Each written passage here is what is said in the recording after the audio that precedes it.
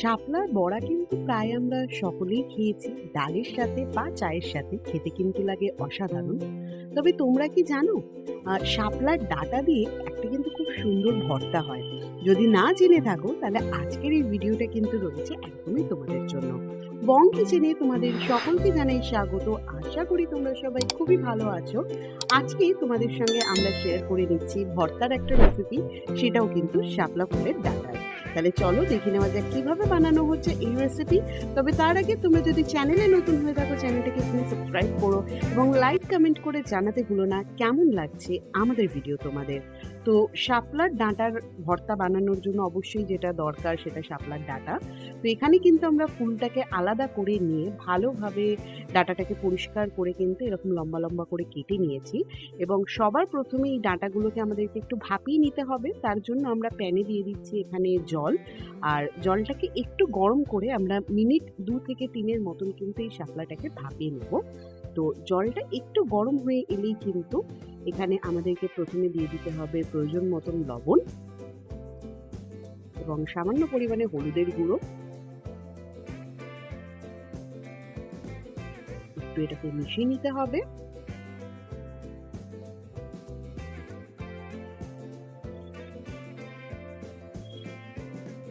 তারপরে আমরা যে শাপলার ডাঁটাটাকে কেটে রেখেছিলাম সেটাকে কিন্তু এর মধ্যে দিয়ে দেবো এক এক করে।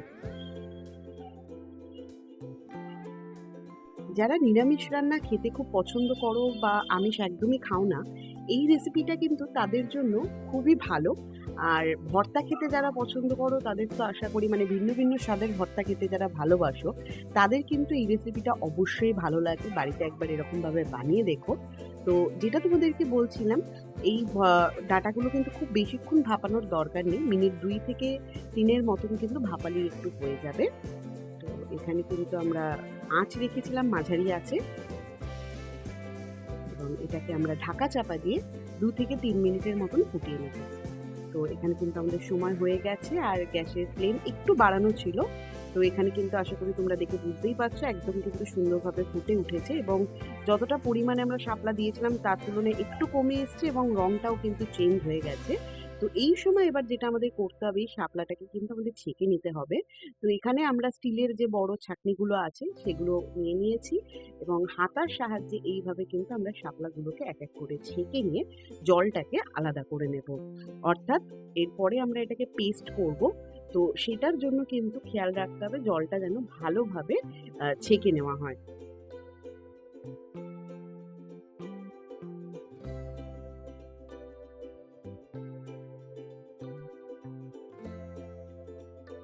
এখন তো বাজারে এই শাপলার ডাঁটা কাটাও কিনতে পাওয়া যায়। তো যদি হাতে সময় থাকে কম, সেই ক্ষেত্রে শাপলা কাটার ঝামেলাটাও, মানে ডাঁটা কাটার ঝামেলাটাও থাকে না।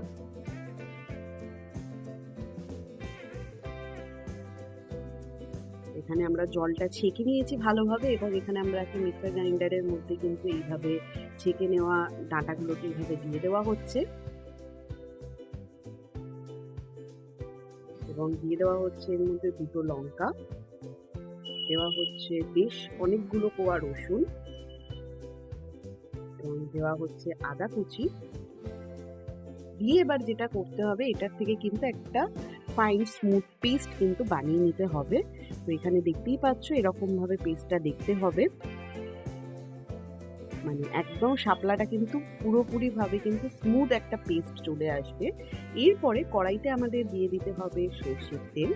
অবশ্যই ভর্তার যে কোনো রেসিপিগুলো সর্ষের তেলে খেতেই বেশি ভালো লাগে, সেই কারণের জন্য সর্ষের তেলেরই ব্যবহার করা। তো তেলটাকে একটু ভালোভাবে আমাদেরকে গরম করে নিতে হবে এবং তেলটা গরম হয়ে এলেই আমাদের দিয়ে দিতে হবে এর মধ্যে সামান্য পরিমাণে একটু লবণ, একদম সামান্য।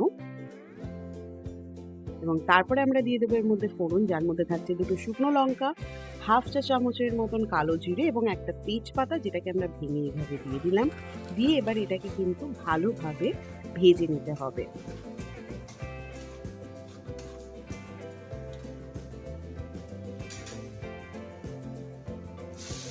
ফোড়নটা সুন্দরভাবে ভাজা হয়ে গেছে, এবারে দিয়ে দিতে হবে ঝিরি ঝিরি করে কেটে রাখা পেঁয়াজ।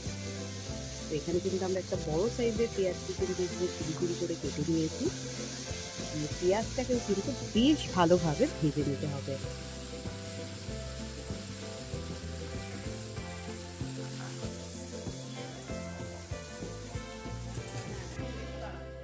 পেঁয়াজটা কিন্তু এখানে একদম লাল করে ভাজা হয়ে গেছে।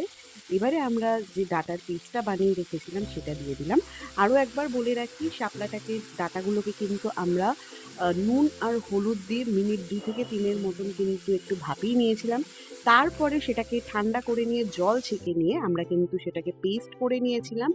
পেস্ট করার সময় কিন্তু আমরা তাতে দিয়েছিলাম ২ টো কাঁচা লঙ্কা, বেশ অনেকটা পরিমাণে রসুন এবং আদা।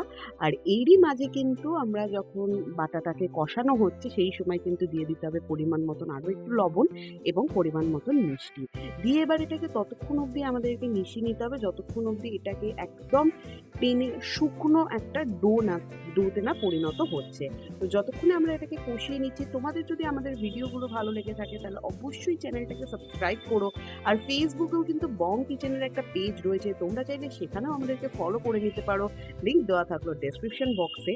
আর আশা করি তোমরা দেখে বুঝতেই পারছো যে কতটা পরিমাণে শাপলা ছিল, এবং সেটা যখন হয়ে আসছে ভর্তাটা, সেটা অনেকটা কিন্তু কম পরিমাণে হয়ে যায়। তবে এই জিনিসগুলো অল্প অল্প ভাতে, মানে এরকমভাবে অল্প অল্প করে নিয়ে ভাতের সাথে খেতে কিন্তু লাগে অসাধারণ। তো আমাদের কিন্তু এখানে শাপলাটা কিন্তু প্রায় তৈরি হয়ে এসেছে। আর এই সময়তে কিন্তু যখন এই কষানোটা চলবে, আঁচ কিন্তু কখনো মাঝারি আছে, কখনো হাই ফ্লেমে দিয়ে কিন্তু এইভাবে কষিয়ে নিতে হবে।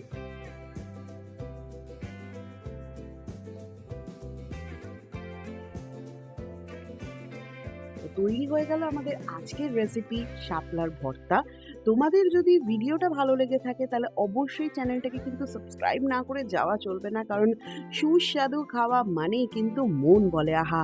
আর সুস্বাদু সুস্বাদু রেসিপির ঠিকানা কোনটা? অবশ্যই বং কিচেন। সেই জন্য কিন্তু বং কিচেনের পাশে থাকা চাই, সাথে থাকা চাই, যাতে আমরা তোমাদের সঙ্গে আরও এরকম ভিডিও শেয়ার করে নিতে পারি। তোমাদের সঙ্গে আবার দেখা হচ্ছে অন্য কোনো ভিডিওতে, অন্য কোনো সময়। ভালো থেকো।